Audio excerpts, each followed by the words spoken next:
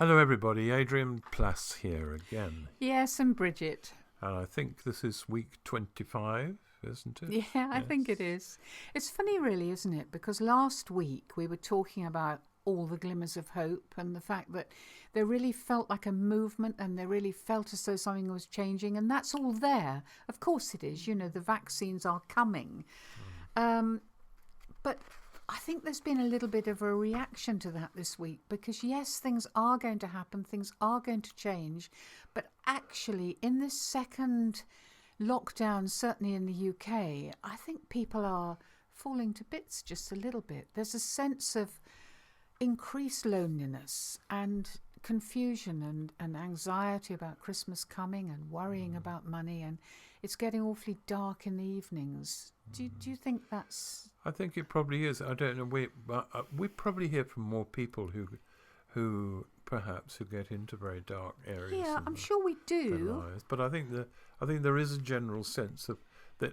Can we really be going through this again? Yeah, and the first time round we were so in it together, and it's all falling a little bit scrappily now, and no one knows what's going to happen and all the rest of it. And I think some of those very simple sayings that people have, I mean, we heard from somebody, didn't we, who was saying how exasperated she feels by the saying, God is with us, when, well, what she actually said, oh, bless her heart, she said she was going to do sardines on toast. But because she has coordination problems, she was shaking really badly and cut herself on the tin, and the sardines went all over the work surface. And she said she was so exasperated. You know, she knows about God being with you, but she said it doesn't actually do anything to make this easier. And that, I think, is a pretty common cry. It is, and I think still a lot of it is loneliness, isn't it? It's a critical thing, and somebody else wrote and said, the worst thing for me is the lack of touch. Oh, gosh, yes. But it's like an itch in the back of my mind, which turns into an inaudible scream as the months pass. Yeah. Sometimes it's louder, sometimes it's not heard, unless I stop and listen for it, or everything else goes quiet. Yeah. And she says meeting others does help, but only a hug makes it disappear. Yes. And there ain't going to be no hugs for quite a long time. So there's not really, it's going to happen. It's going to get lighter, but it's still pretty dark in the tunnel and there's not a lot of movement. And there's even less movement for you physically because the hot news in the Plass household is that Bridget is becalmed. I am becalmed. And of course, becalmed means being made to be calm, not choosing to be calm.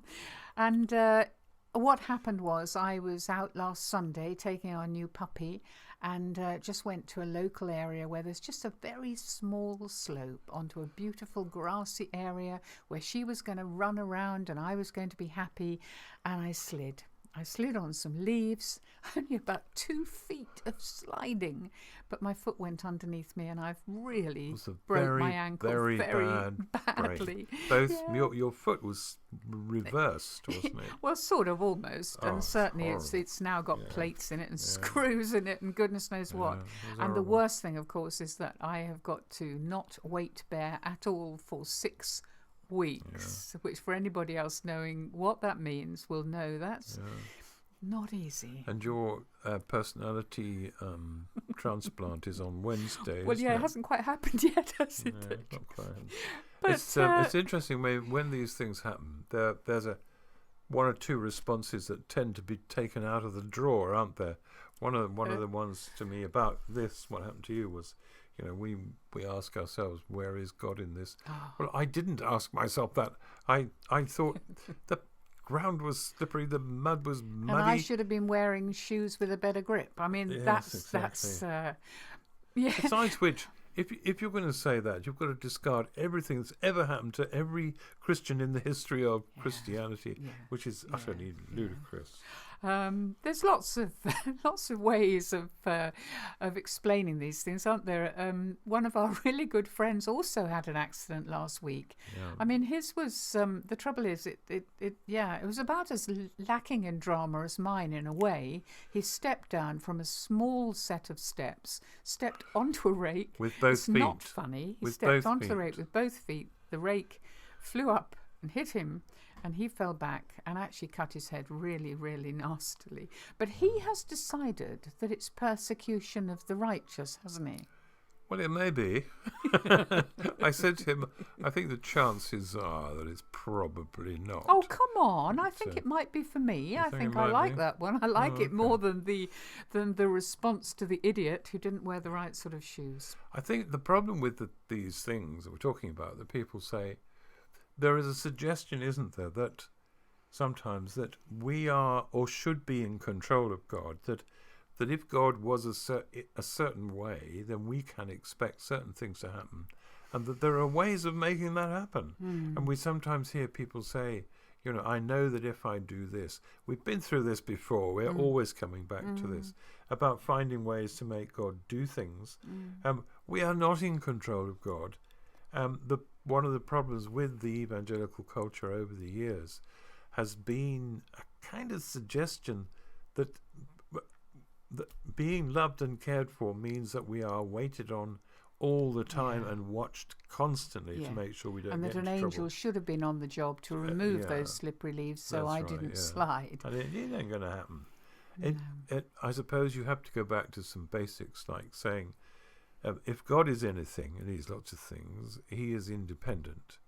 He is not going to be pushed into some kind of narrow concept about having to look after everybody in that way, because he doesn't. No, but he does keep the world turning on its axis, which he does do little things like that. Yes, really. Yes. And the Spirit moves where he will. That's a truth that means that at times when you think thing should happen, actually something else is happening that is in the grand scheme of things more important.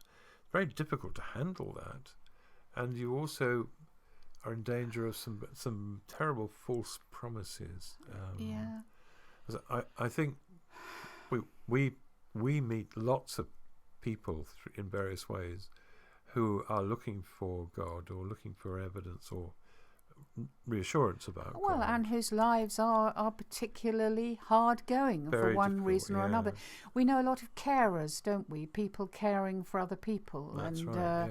And we know a lot of people coping with all sorts of illnesses and loneliness and various things. And of course there are times when you think, surely. And the wrong response to that is human optimism. We've said this before as well, and I'm going to go on saying it probably till just before I die and God says you were wrong.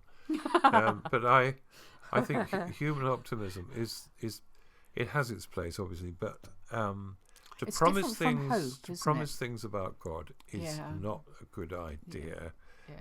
Other than that He's saved your life for eternity. Another small aspect of God. We're human, aren't we? I mean, we think, well, surely the ideal thing would be for a particular thing to happen. So there is a sense of us actually thinking, well, if I was God, I'd do things differently. Is that not true? I think it is. And I think that's all right, because we are human. And of course, sometimes we think, well, I know what I want to happen.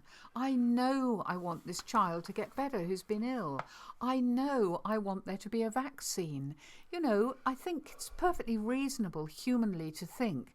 But as soon as we start thinking, well, if I was God, I'd do this, I think we need to calm down a bit. Well, it depends whether you're a Mary or a Hannah. You'll either meet him on the road like a boxer, or you'll be in floods of tears saying Mary or Martha. Mary and Martha. Who did I say? You said Hannah. Now that's another great woman. That's another story. Yeah, Mary and Martha. I saying if you'd been here, our brother wouldn't have died. Why weren't you there? You were supposed to love us. Travelling around the world as we have done for a couple of charities, we've seen children in terrible straits, and it intensifies that feeling, doesn't it? Yeah. So much. And I wrote this after one of these trips. It's called If I Was God. If I was God, I wouldn't let the children die. Not me. I'd use my power. Wouldn't you? You'd never find me sitting round in heaven twiddling my eternal thumbs as some poor baby fades to nothing, wailing for a love that never comes. I'd get my act together. I'd heal some pain. I'd hurl some thunder, send some rain. I'd clothe some orphans, dig some wells, throw some parties, ring some bells. I'd feed some kids, win some fights, build some homes, fly some kites. That's what I'd do. But perhaps I'd look for helpers who would be my hands and feet. They'd show my face in every slum and street. Maybe they'd broadcast love and let compassion fly. Maybe that's what I would do if I was God. I wouldn't let the children die. Would you?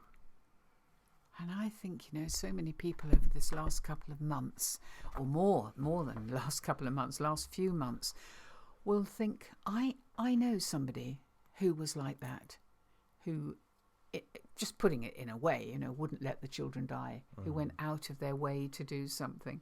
Well, it wasn't, it wasn't an angel that turned up when I was in that muddy field, and it certainly wasn't the cavalry, but it was a lovely woman with a mobile phone. It was, who stayed with us until the ambulance finally was able to come, because obviously you wait a long time at the moment for an ambulance.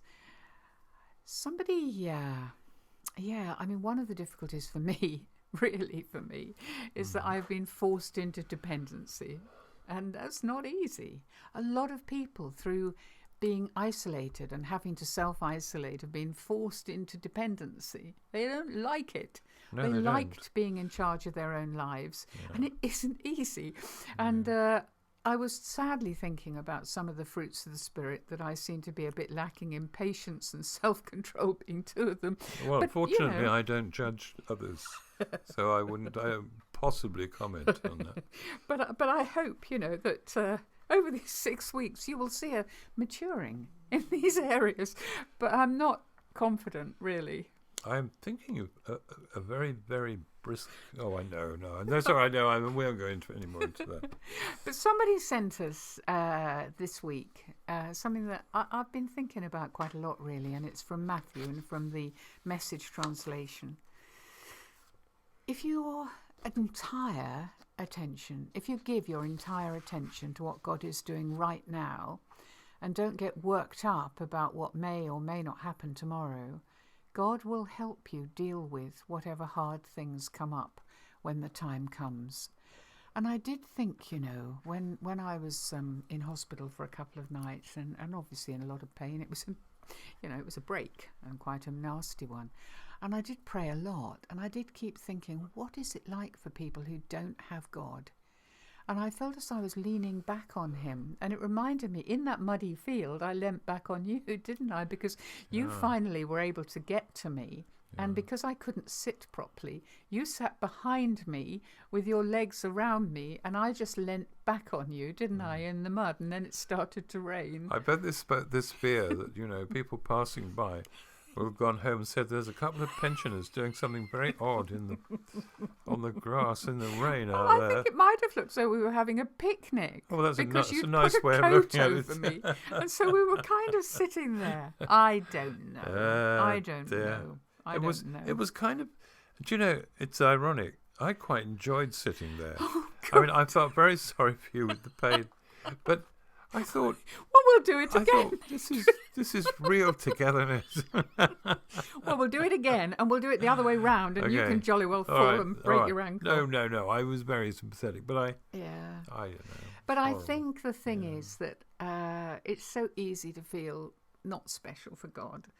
And actually, that's what I like about this, that it isn't to do with whether God is whopping around with miracles. It's that God will help you deal with things. And I was so grateful in the middle of those nights that I could talk to him and I could trust that he had died for me. Yeah, absolutely. This is something... I was about to say I wrote this ages ago. Let's get out of this. Mantra, just what it really shows. I haven't written anything. But you are. Oh, I am in the middle of something. So I was idly wondering, given that Jesus presumably had a choice, as he did at Gethsemane, a choice of whether to get involved or not in this. I'm sure he had a choice, otherwise it doesn't make any sense, does it? So it's light, but have a listen.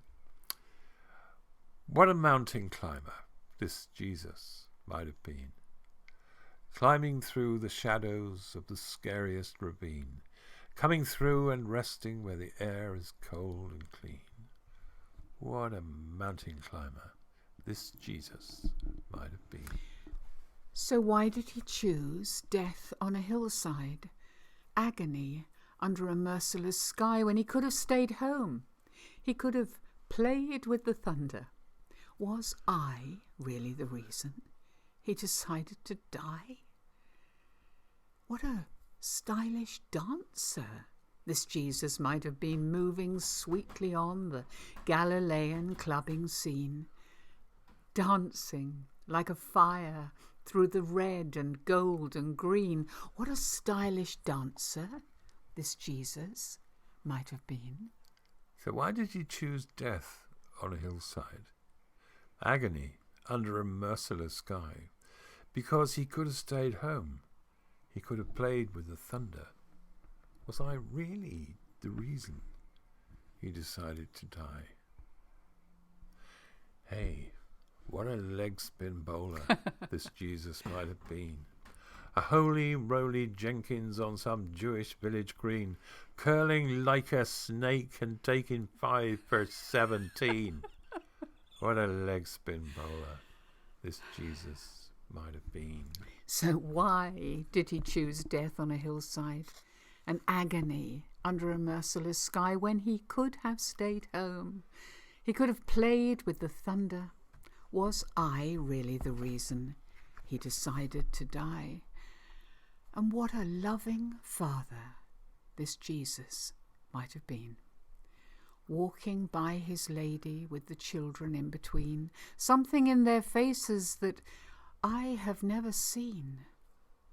Oh, what a loving father this Jesus might have been. So why did he choose death on a hillside, agony under a merciless sky? He could have stayed home, couldn't he? Yes. He could have played with the thunder on a sort of keyboard in heaven. Was I really the reason he decided to die? I sometimes think, the other day I was looking at John 3:16, which nobody else will ever have heard of. Sorry. Which of course is God so loved the world he gave his only beloved Son, whoever believes in him perish but have everlasting life. Right. Now everybody, or most people, who've had anything to do with Christianity will know that verse. Yeah. But I think it's very easy to underestimate the passion that lies in the middle of that verse.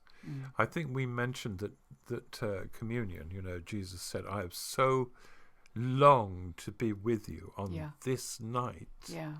Because he didn't say this, I'm adding this bit on, but presumably this is the night. Yeah. My last real time with you. Yeah. When in the present state that I'm in, that when I can be with you, and I've got to try to communicate to you what has to happen next.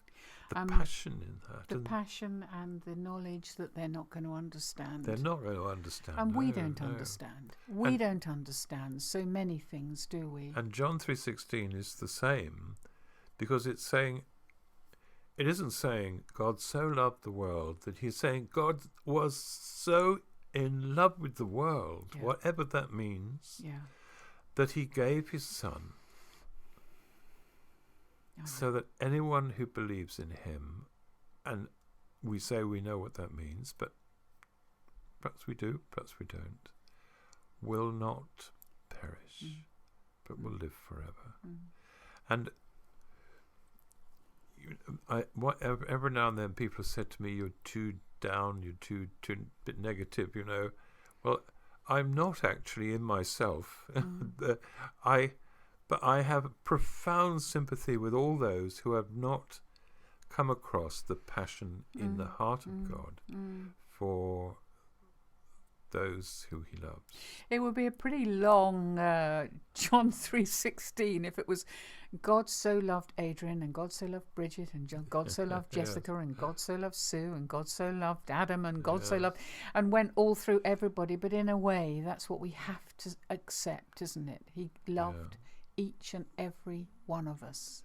And he knows us. That's right. And then, of course, set against that, we've talked about the people who don't feel loved. They may not feel it, but that's not what that verse says. That's what I'm saying. Yeah, that's what I'm saying. Not what they feel, but that's what that says.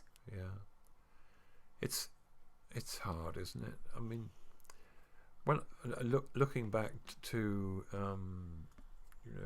when I was a teenager and I was spouting Christianity to people and not knowing what I was talking about, the journey towards having some kind of settled appreciation of God is such a tough one. And what I would say to people is, hang on in there. It might not change much soon, but it will come. So don't give up. And look after each other. Yeah. I think during the second lockdown, there has been a feeling that instead of us all hanging on to each other, some people are kind of, that children's game when everybody runs around the playground and grabs somebody as they go. Yeah. And I think a few people have fallen off the end of the line. So maybe we need to think about that because, if I was God, I wouldn't let the children die. We need to be those people who are hanging on through thick and thin until this wretched business finishes and beyond that, don't we? But we'll definitely see you next week. Absolutely. And by then I will be transformed. Yeah, perhaps. Bye-bye. Bye-bye.